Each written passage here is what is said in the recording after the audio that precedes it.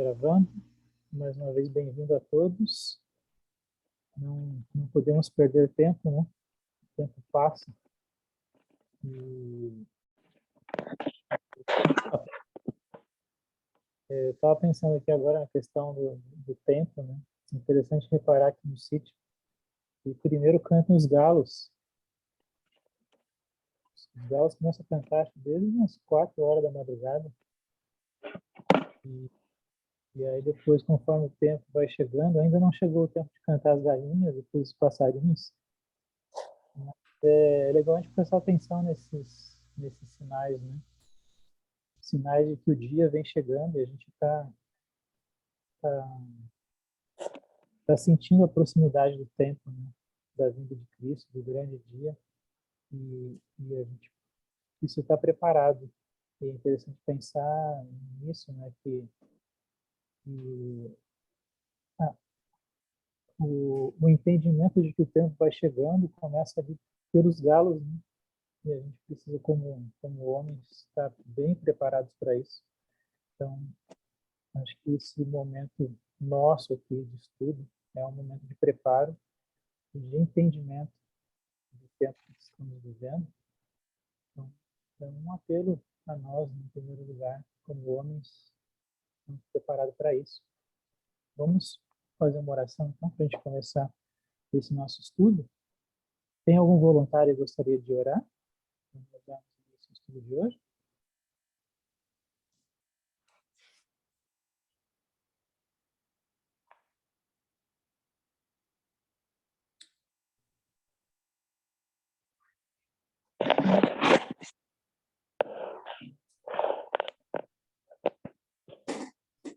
Eu posso orar aqui mesmo. Oremos. Santo Deus, nosso Pai que estás nos céus, louvado seja o teu nome, por mais esse despertar com saúde, paz, na tua companhia. Nós te agradecemos porque tem nos motivado a cada dia a te buscar. Te louvamos por esse momento de estudo e te agradecemos porque tem nos dado cada dia mais entendimento, compreensão da tua vontade. Pedimos que nos inspire mais uma vez, em especial o irmão Léo, na disposição da palavra, para que possamos entender cada dia mais a tua vontade, a nossa vida e, principalmente, nos ajudando a nos prepararmos para o grande encontro contigo. Preparar nós, nossa família, teu povo, para que possamos estarmos preparados realmente para morarmos uma eternidade ao teu lado. Que nos guarde, nos dê saúde, paz, nos livra de todo mal, das tentações e continue abençoando cada um de nós aqui, nossos amigos, nossos irmãos, mesmo aqueles que não estão aqui, aqueles que ainda assistirão a esse vídeo, que eles possam estar sendo ricamente abençoados por ti. Nós te pedimos, em nome de Jesus. Amém. Amém. Eu acredito que podemos já partir para o estudo, porque são muitos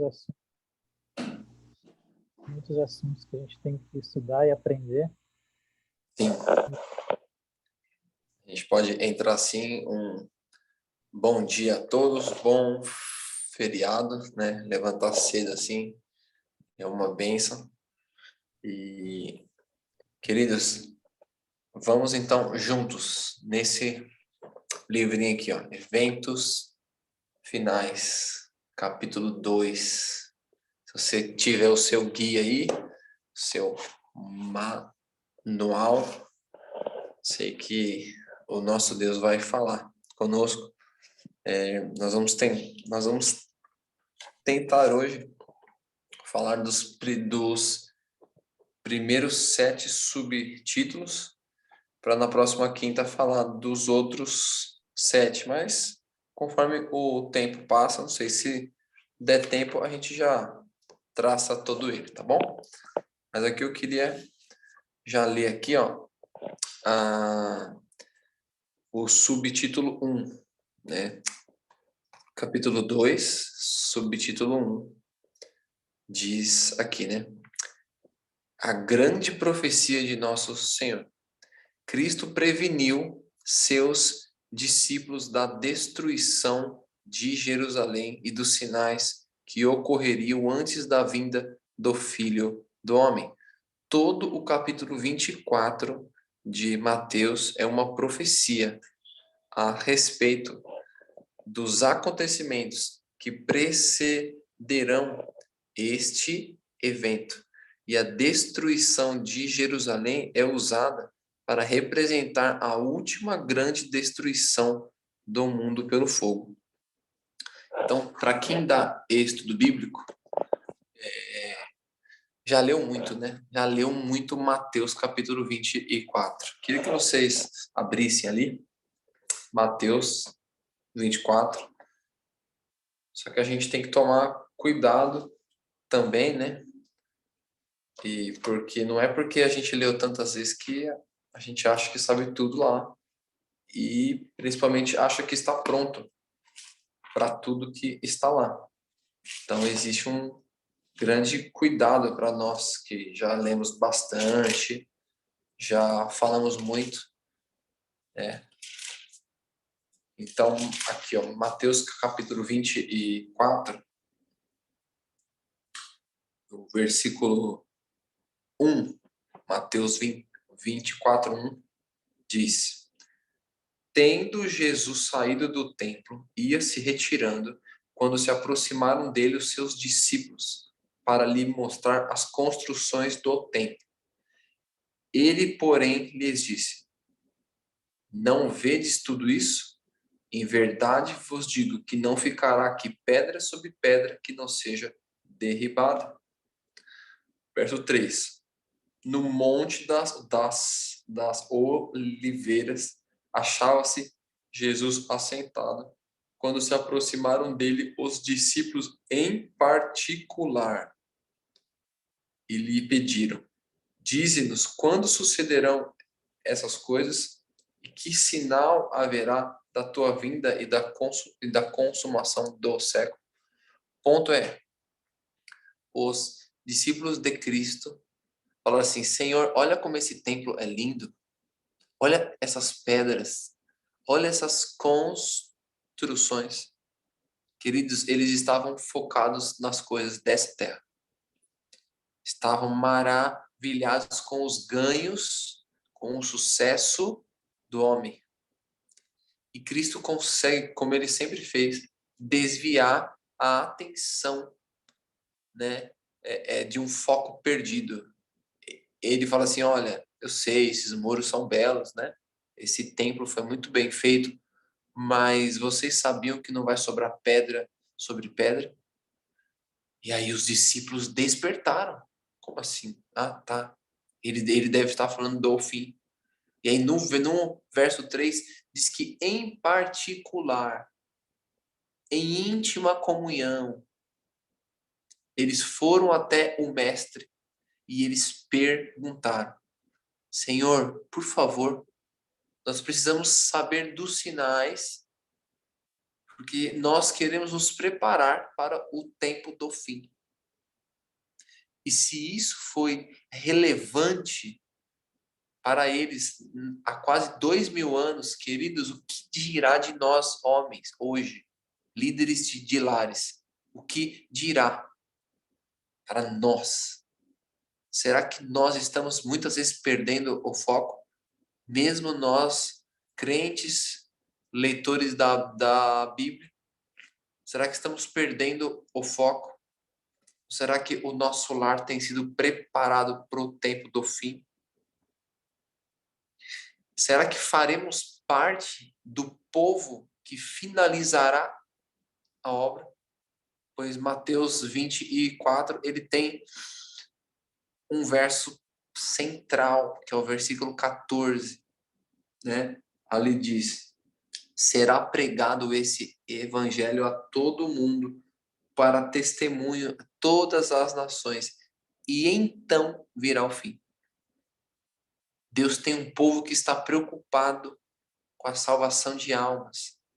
Deus tem um povo que está preocupado com a santificação própria e a de outrem. E é esse povo que finalizará a obra. Porque esse povo está desperto para o tempo em que vive. Ontem eu ouvi um sermão abençoado, pregado pela minha esposa, sobre o livro de Ageu. E no capítulo 1, Deus disse que o seu povo estava falando assim, ó, ainda não é tempo de construir o templo. Ainda não é tempo de construir o templo. E aí, Ageu diz, né? Ainda não é tempo. Vocês estão focados em suas casas e não na minha casa e não na minha obra. Exatamente o que houve aqui em Mateus 24:1. Olharam para aquele grande templo e se esqueceram que o principal é o templo do corpo, o caráter estar pronto e preparando outros para o fim. Se a gente perder esse foco de santificação própria e salvação de almas, não estaremos prontos para o tempo do fim. Existe uma linha muito tênue na preparação que Deus quer dar ao seu povo, né? E aqui, Ellen White, ela diz, segundo parágrafo, capítulo 2, né, diz aqui, no Monte das Oliveiras, Cristo enumerou os juízos terríveis que devem preceder a sua volta. E aí cita Mateus 24, de 6 a 8, né? Vocês ouvirão falar de guerras, rumores, nação contra nação, reino contra reino, fomes, terremotos. Tudo isso será o início das dores. Então compara esse termo aqui, né? Início das dores, biblicamente, né? Seria um termo indicativo de uma mulher grávida. Princípio das dores. Começa de uma certa forma e vai aumentando. É assim que são as dores de parto, né? Vai se intensificando até que chega no grande, né, ápice, que é o nascimento. Mas é uma dor insuportável. E é exatamente isso que a Terra vai passar, né? Será uma dor, será um tempo terrível, ansiedade, angústia, guerras, vai ficar cada vez pior, até que nascerá na Terra novamente o Filho de Deus, mas não agora como cordeirozinho, mas como leão vindo pelas nuvens dos céus. Então nós temos que entender que será assim. E aí diz aqui, na última frase do parágrafo 2, embora essas profecias tenham se cumprido de forma parcial na destruição de Jerusalém, aplicam-se mais diretamente aos últimos dias. E a Bíblia tem muito disso, são profecias duplas. Cristo fala, Deus fala, e aquela mesma frase, ela serve para dois eventos. A Bíblia tem muito disso. E Mateus 24, você tem uma mistura, né, de profecias para Jerusalém, ali para o ano 66 até o ano 70, quando Roma, né, faz o cerco. E Mateus 24, você tem profecias para o tempo do fim, para o nosso tempo, né? O subtítulo número 2, ele vem falando praticamente a mesma coisa, do ponto de sinais. O subtítulo 3 diz dos sinais no sol, na lua. Não sei se vocês se lembram, mas quando a gente leu o capítulo 1 desse livro aqui, nós vemos a importância do estudo de Apocalipse e do estudo de Daniel. Queridos, precisamos nos aprofundar nisso. Eu sei que a gente já, né, ouviu muito, mas é a palavra de Deus. Como é que você tem a coragem de achar que já sabe tudo da palavra de um ser infinito? Seria muita presunção nossa, né? Então, sempre vá diante da palavra de Deus com mais sede. Você precisa, nós precisamos de muito mais, muito mais. E esses dois livros, eles são entendidos juntos e à luz da Bíblia toda, principalmente Apocalipse. Você só compreende ele todo quando você estuda a Bíblia inteira. E lá você vai achar vários sinais do sol, lua, do céu, nações, na política, sinais no povo de Deus. Então você vai ter todo um panorama, né, do tempo do fim. Eu queria, nesses últimos minutos aí que nós temos, falar um pouco sobre falso profeta. Eu achei interessante aqui no subtítulo número 4. Subtítulo no número 4, que diz assim: falsos profetas, né? Como um dos sinais da destruição de Jerusalém, Cristo havia dito: e surgirão muitos falsos profetas e enganarão a muitos. Mateus 24, verso 24 diz que, se possível, enganaria os próprios eleitos. Então não vai ser algo tão tolo, tão bobo. Vai ser tão real, vai ser tão claro, vai ser assim, não claro, mas às vezes será claro, né? Alguns verão esses falsos conceitos como algo muito claro. Olha isso, como é que é claro. E serão enganados. Aqui diz que lá no tempo de Jerusalém apareceram falsos profetas, levando grande número ao deserto, atraíram o povo e conduziram para a solidão das montanhas. Mas essa profecia foi dada também para os últimos dias.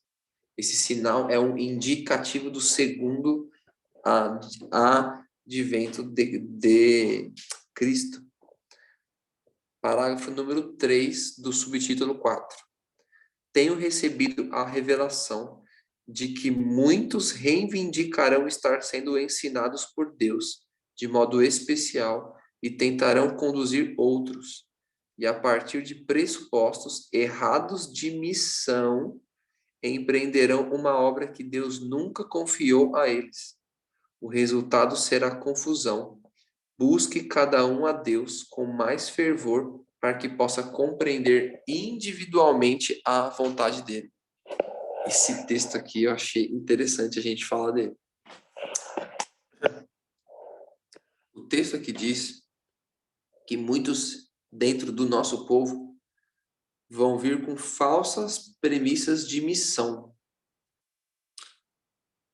E porque, queridos, tem gente que na própria personalidade tem um espírito de liderança, né? Um espírito que arrebanha muita gente. Uma voz de ordem, ideias, pessoas que leem muito, pessoas que buscam muito. E são essas as pessoas que Satanás mais tenta com ideias estranhas. E eu poderia falar várias delas aqui, mas eu não quero ferir ninguém, nem que está nesse grupo vendo, nem alguém que verá esse vídeo. Eu não quero ferir, mas o ponto é premissas bíblicas. Deus tem a sua noiva. O Espírito e a noiva dizem vem. Ok? Deus tem a sua noiva. Deus tem a sua descendência. Apocalipse 12, verso de 17. Os que guardam os mandamentos de Deus têm o testemunho de Jesus. Tem é a fé de Jesus, né? É o povo que vem restaurando as brechas. Esse povo, Deus deu uma missão como povo, como igreja. E muitos dentre nós, infelizmente, queridos, cumprindo o que nós lemos, né, aqui, eles estão desviando a atenção. E muitos deles, a maioria deles, muito bem intencionados, muitas vezes sinceros, mas sinceramente errados. Isso é muito sério. Pense numa enfermeira. Ela vai aplicar um medicamento na veia de um paciente. E ela, por uma falta de atenção, ela erra na fórmula do medicamento. Ela aplica isso em seu paciente e ele vem a óbito. Querido, por mais que ela estivesse sinceramente ali fazendo o seu serviço, ela estava sinceramente errada. Estava sinceramente errada. E isso custou a vida de alguém. E é um erro irreversível. Daí a necessidade de ir com calma, de ter certeza daquilo que está sendo aplicado. E eu digo isso a nós, a mim, aos nossos líderes, eu digo isso aos nossos membros, principalmente aqueles que estudam muito. Cuidado com aquilo que você fala, com aquilo que você crê, com o grupo que você tem, o grupo que você faz parte. Calma, existe uma linha tênue, um equilíbrio danado aí para ser respeitado. Quando for se desviar para a direita, um extremo, ou para a esquerda, outro extremo. Ouvireis uma voz atrás de ti, dizendo, esse é o caminho, andai por ele. Então, eu respeito muito cada crença, cada visão, mas nós temos um corpo, um povo de Deus que tem as suas crenças. E a gente corre um grande risco quando a gente começa a crer fora disso e querer impor isso.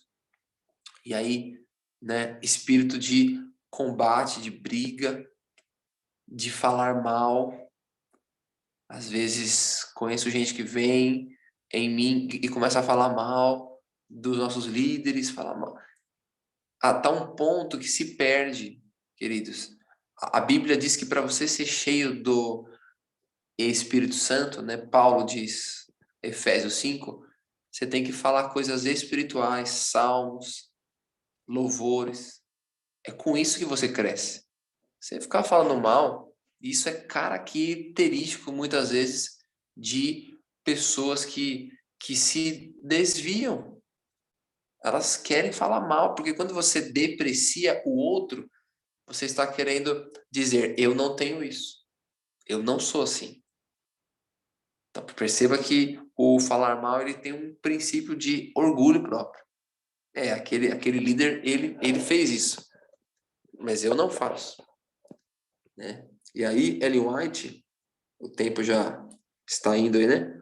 Ellen White, ela, no subtítulo número 5, ela lida com um falso profeta. Um jovem. Diz que esse jovem chegou lá na casa dela e ele falou assim, eu tenho uma grande mensagem, né? Vocês precisam me ouvir. Aí ele diz que com tom autoritário, né? Por favor, sente-se. Pediu para que ele se sentasse e disse assim, vamos cantar um hino antes que eu lhes transmita a minha mensagem. E Ellen White olhou assim e falou assim, olha, se você tem uma mensagem, diga logo ela. Nós estamos com muita pressa. Temos muitas coisas aqui a serem feitas. E diz que com uma mente muito confusa, aquele jovem começou a falar e disse que aqui, ó,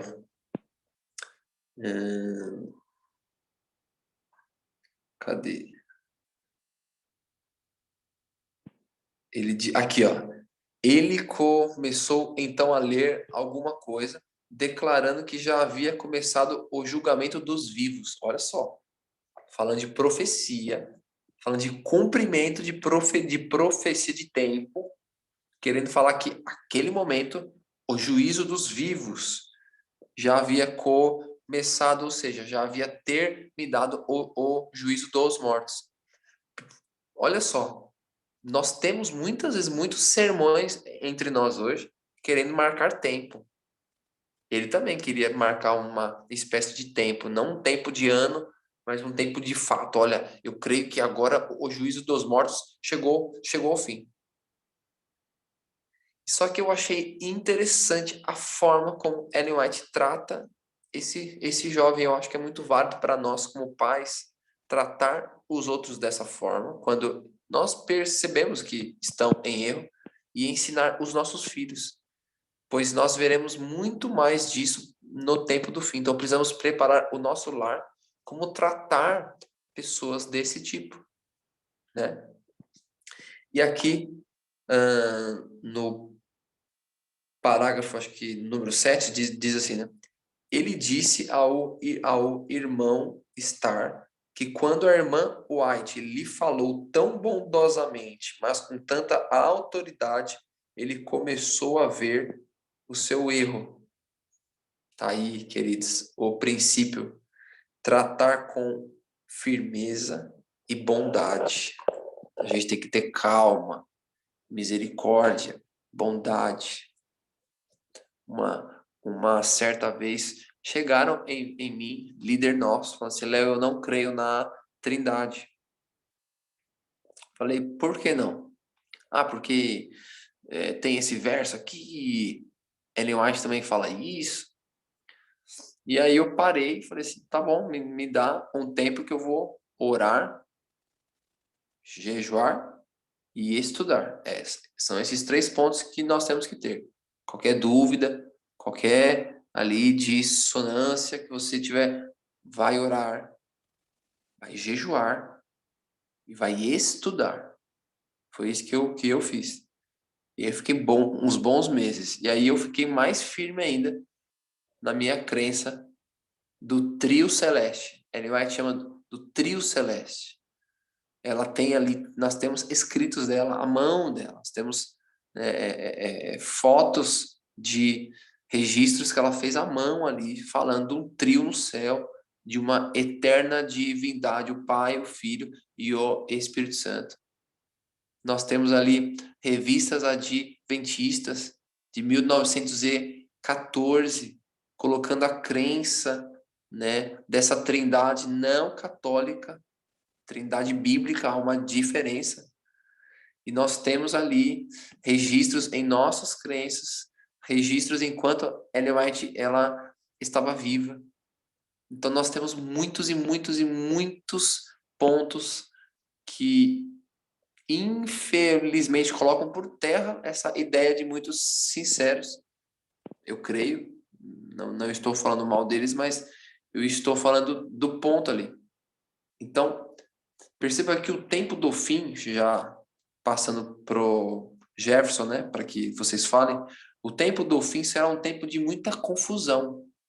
Por isso que é o sai dela, povo meu, sai de Babilônia, sai de Babel, sai dessa confusão, será um tempo confuso.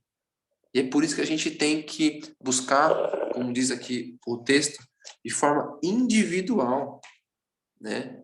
Subtítulo 4, buscar cada um a Deus de forma individual. Você precisa buscar você e Deus, né? O subtítulo número 6 diz da glutonaria e a falta de controle. A gente vai falar disso mais para frente. No subtítulo 7, diz dos atos de violência, dos sindicatos balistas, o perigo de fazer parte desse tipo de coisa no tempo do fim. Vai ser pelo sindicato, né? Que muitas coisas serão feitas por Lúcifer. Então vocês viram aí quantas coisas nós temos só nos primeiros 7 subtítulos. Na próxima quinta, a gente vai falar dos outros, mas eu queria que a gente ficasse com isso na mente. Será que você e eu estamos prontos para refutar as mentiras que estão entrando em nosso meio? Será que eu mesmo que estou aqui falando, será que eu estou falando aquilo que é certo? Ou estou falando algo que não é certo? Como é que você sabe? Como é que você confia no Léo, nesse grupo? Como é que você confia no seu líder? Que, queridos, é algo muito sério. Então vamos pensar nisso, porque senão nós nos perderemos mesmo no tempo do fim. Passo agora para o Jefferson, para que ele conduza aí os comentários. Léo, obrigado pela exposição até aqui, mas eu confesso que já fiquei com uma dúvida aqui, que é a seguinte, vou fazer a pergunta para ti mesmo, né? Nós Ô, consideramos Jefferson, só um ser pouquinho baixo só. Consegue deixar um pouco mais. melhorou agora? Ah, agora sim. Fala aí, qual que é a dúvida? Bom, a dúvida é a seguinte, o título do capítulo é Sinais de que Cristo voltará em breve. E Sim. olhando aqui o capítulo 24 de Mateus, dá, dá a impressão, você comentou da falsa premissa de missão, acho que foi essas palavras, não sei se foi bem isso. Isso. E dá a impressão que até aqui Jesus não tinha tocado nada nesse assunto ainda, né, de sinais de destruição, de fim do mundo, ou da destruição de Jerusalém, mas os discípulos que foram perguntar para ele. Então, a pergunta é até que ponto a pregação desses sinais ou o entendimento dos sinais é realmente importante. Acho que a gente precisa pensar nesse sentido, né? Será que Jesus botou isso como uma importância? E estou fazendo a pergunta para a gente pensar mesmo. Não, legal. Pergunta boa, Jefferson. Aqui no livro de Mateus, capítulo 24, no versículo 32, eu acho que já mata esse ponto, porque fala assim, né? Aprender, ó. Jesus está nos exortando a aprender, ó. Aprendei, pois, a parábola da figueira. Quando já os seus ramos se renovam e as folhas brotam, sabeis que está próximo o verão. Verso 33. Assim também vós, quando virdes todas essas coisas, sabeis que está próximo às portas. Então, Cristo, ele exorta o seu povo. Quando ele disse assim, ó, não sobrará pedra sobre pedra, ele sabia que os discípulos, não sei se todos, mas quase todos ali, não sei, iriam chegar nele.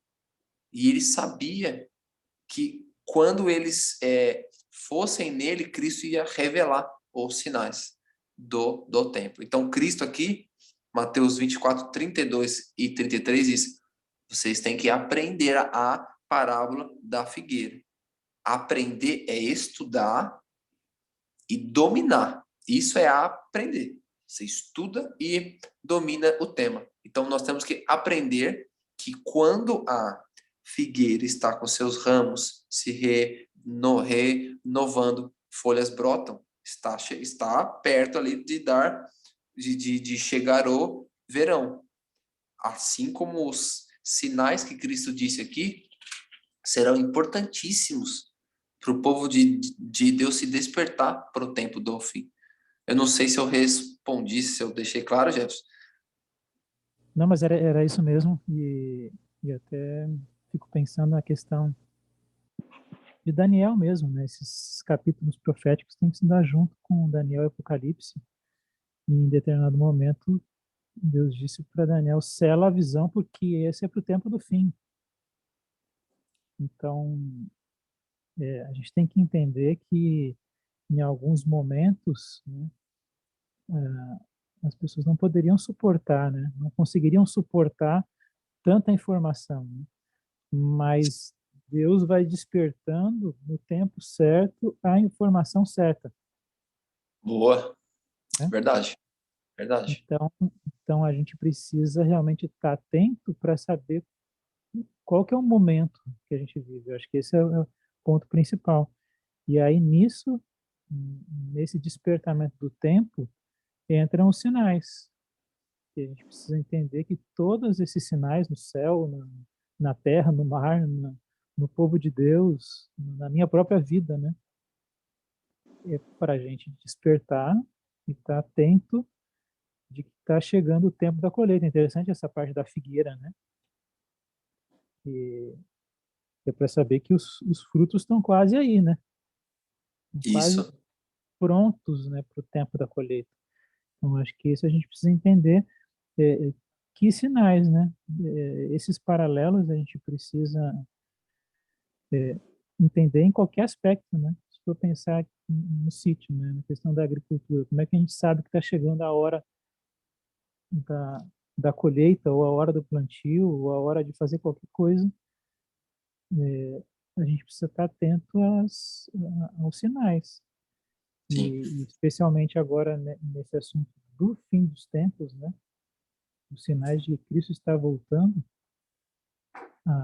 até que ponto é natural, né? A gente entender, né? Fez o paralelo das dores de parto, né? Precisa avisar a mulher que ela que criança vai nascer, ou isso é algo natural, né? Sabe que está chegando, né, o tempo. Então é nesse sentido, até que ponto a gente tem que aprender, né? E até que ponto a gente sente que está chegando o tempo. Parece Não, que mesmo sem avisar, parece que mesmo sem avisar, o mundo clama e sabe que está chegando um fim. verdade. Verdade. A mulher, por si só, ela já entende as dores, está dentro dela. Por isso, o texto fala buscar de forma individual. Porque aí nós vamos ver, a gente vai falar, opa, isso aqui faz parte daquilo que Deus me disse, né? Interessante. Será que alguém vai querer falar, Gerson, também hoje? Ou tá todo mundo com sono aí? Então, eu acho que esse é um tema, assim, às vezes muito batido na nossa igreja, né? Nós somos adventistas, claro, então é um tema, assim, bem recorrente, mas eu fico nessa questão, né? Porque a gente precisa entender, existe o lado natural, né? Mas a gente precisa vincular o sinal ao fato, né? Ou, ao, ou aquilo que ele vai despertar. Assim como as dores, né? Eu acho que Deus coloca no nosso corpo alguns alertas para falar que alguma coisa está errada. Então, a gente está com febre, sei lá, está com dor de estômago. São dores, né? São sinais que querem indicar alguma coisa. Então, a gente precisa, eu acho que como cristãos ou como vamos fazer o paralelo da doença, né, como um médico. A gente precisa saber vincular aquele sinal à causa daquele sinal, né? Ou o que ele quer me dizer. Então, a gente precisa entender isso. Esses sinais é porque está com alguma, sei lá, intoxicação alimentar. Não, esses são sinais de uma virose ou de um coronavírus, entende? Então, a gente precisa entender esses sinais, mas fazer o vínculo correto com aquilo que ele indica. Sim. Então, eu acho que esse é um ponto da gente entender esses sintomas. Por isso que a gente precisa estudar, aprender esses sintomas para poder fazer o vínculo correto com a causa, né? Ou com nosso estudo especificamente com a vinda de Cristo. Então, o que é realmente sinal da vinda de Cristo? Eles às vezes se misturam com outras coisas, mas é um conjunto, né? Ah, está tendo dor de cabeça, né? Está tendo aí calafrios, né? E outras coisas. É um sinal da doença tal. Então, esse conjunto, então, é interessante a gente pensar num conjunto, porque são vários sinais, né? Sim. São vários sinais, inclusive sinais dentro do povo de Deus, né? Falando aí, mesmo ali, você comentou da história ali daquele, daquele irmão, né, com ideias erradas. Isso também é um sinal. E parece que tem acontecido cada vez mais esse tipo de sinal dentro do nosso povo, né, de ideias equivocadas. Isso mesmo. E isso é antitípico. Porque quando você pega o povo de Israel, por exemplo, em Números, capítulo 12, 13, 14, 15, pega lá depois e lê. Você vai ver Miriam, uma das maiores líderes, falando mal de Moisés. Né? Você pega, por exemplo, Corá, Datã e Abirão se revoltando contra a liderança e arrebatando muitos. Então, é antitípico dentro do nosso povo de Deus, ideias e movimentos, viu? Então, a gente tem que tomar cuidado, muito cuidado certinho, porque existem muitas pessoas ajudando a obra de Deus, mas infelizmente outras estão atrapalhando e achando que estão indo bem, como Corá, né? Jefferson, você Então, acha que o... eu acho que Vai. era isso para hoje, né? Depois, Sim, na próxima semana, a gente pode ampliar esse tema, finalizando o capítulo, né? sim. Mas eu não sei se alguém vai querer comentar ainda, mas se ninguém quiser comentar, a gente pode finalizar e semana que vem a gente continua.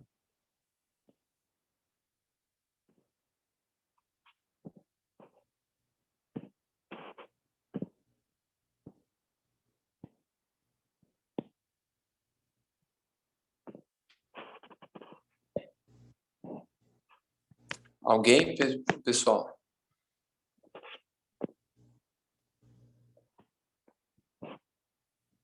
Então, Léo, acho que a gente pode fazer oração então para encerrar. Você pode orar e aí a gente deixa esses outros assuntos para a próxima semana para a gente aí fechar esse capítulo, né? Tá bom, a próxima quinta-feira, então, a gente vai estar falando aí do subtítulo 8 até o subtítulo 14. Eu creio que a gente não tem que ter pressa. Esse livro é um livro que tem sido uma grande bênção aí para quem lê, né? E a gente precisa dominar esse livro juntos aí, tá bom? Então, vamos orar então para que a gente consiga iniciar esse dia, tá bom? Oremos. Querido Pai, obrigado, Senhor, por esse grupo, obrigado por esse tema, obrigado, Deus, porque o Senhor não deixa o seu povo às cegas, mas o teu Espírito, pela tua palavra, pelo conhecimento que o Senhor nos deu em nossos livros inspirados, o Senhor conduz um povo ao equilíbrio da preparação para o tempo do fim. Eu peço a tua bênção sobre cada homem, cada líder, cada lar, que possamos tratar as nossas esposas, os nossos filhos com carinho, amor, e que o Senhor conduza esse dia, que possamos andar na sua presença, nos preparando a cada dia mais para o tempo do fim. Nós imploramos essas bênçãos em nome de Jesus. Amém. Amém? Amém. Ótimo dia. Obrigado pela presença de todos e quem quiser estudar para a próxima semana, finalzinho do capítulo 2, pode ler ou escutar o áudio, né? Tem áudio desse livro e é bom colocar a gente escutando, né? Durante o dia e assim a gente vai estar atento aos sinais, né? E preparados para o tempo que a gente vive. Um abraço a todos, um bom dia e até a próxima quinta-feira. Obrigado, Léo. Um abraço. Valeu, Jefferson. Até. Tchau, tchau, viu?